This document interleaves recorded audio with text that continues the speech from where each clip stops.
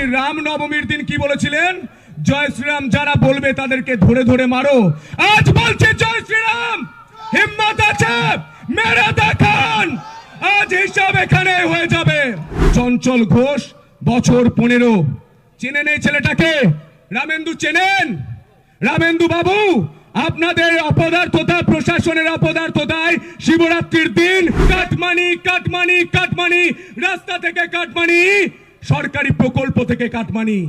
রামেন্দু সিংহ রায়, আপনার দলের নেতারাই চান না আপনি আবার তারকেশ্বরে জিতুন। নমস্কার, মঞ্চে উপবিষ্ট সমস্ত ভদ্রমণ্ডলীকে আমার বিনম্র প্রণাম এবং সামনের বীর বিজেপি কর্মীদের আমার প্রণাম।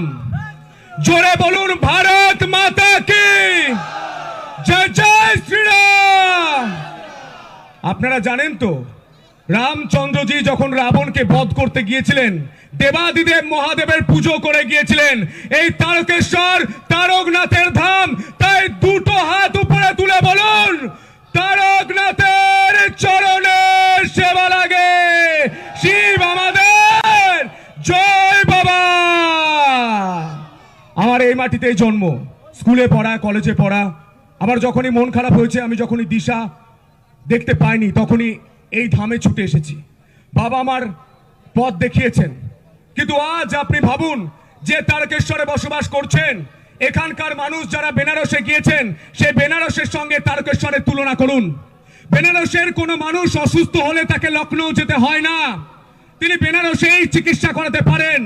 কিন্তু আপনারা আজ তারকেশ্বরে থেকেও আপনাকে চিকিৎসা করাতে হয় কলকাতা, নয় আরামবাগ ছুটতে হয়।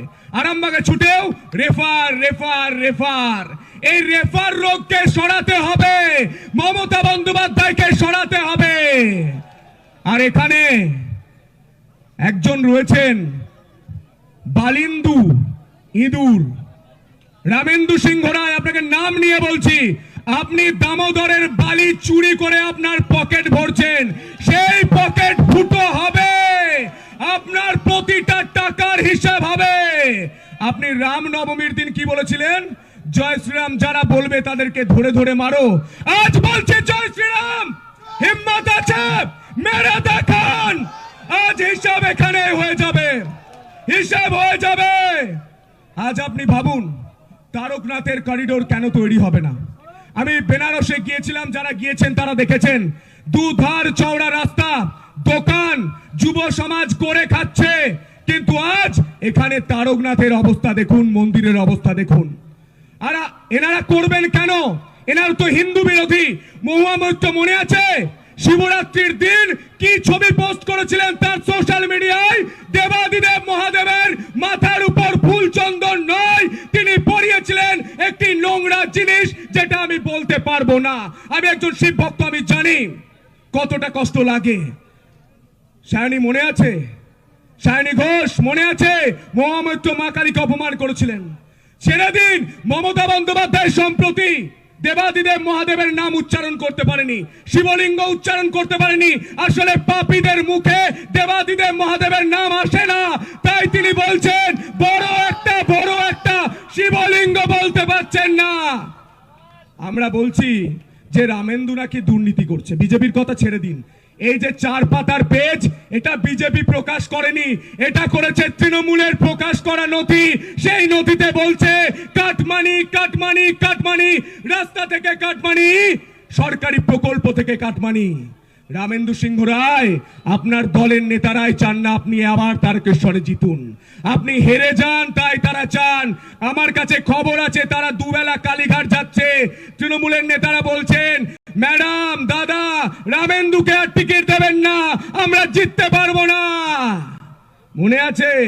মনে পড়ছে না তো আমি আরো একটা ছবি দেখাই। চঞ্চল ঘোষ বছর 15। চেনেন এই ছেলেটাকে? রামেন্দু চেনেন?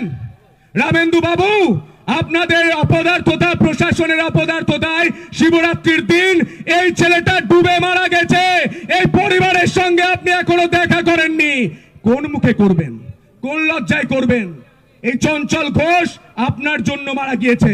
মনে আছে এই তারকেশ্বরের মাথায় কাকে বসানো হয়েছিল? জনাব ফিরহাদ হাকিমকে। তিনি বলেছিলেন, আমরা একদিন এ বাংলায় সংখ্যাগুরু হব, আমরা একদিন এ বাংলায় উর্দুতে কথা বলবো। তারপরেও তৃণমূলকে ভোট দেবেন। তাই আমরা বলছি পরিবর্তন দরকার।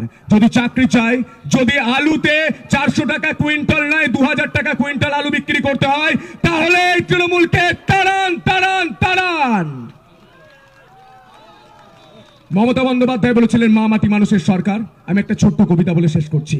কাঁদছে মা কাঁদছে মাটি, দেখছি আমরা সকলে, 200 বছরে বুটের শাসন হার মেনেছে চপ্পলে, এই চপ্পলকে তাড়ান তাড়ান তাড়ান। আপনার ছেলের বাড়ি চাকরি পাবে, আপনার মেয়ে সুরক্ষিত থাকবে। ধন্যবাদ। বন্দে মাতরম। ভারত মাতা কি জয়। জয় শ্রীরাম। জোরে বলুন, নবান্ন পর্যন্ত পৌঁছতে হবে। জয় শ্রীরাম। তারকনাথের চরণে সেবা লাগে, শিব আমাদের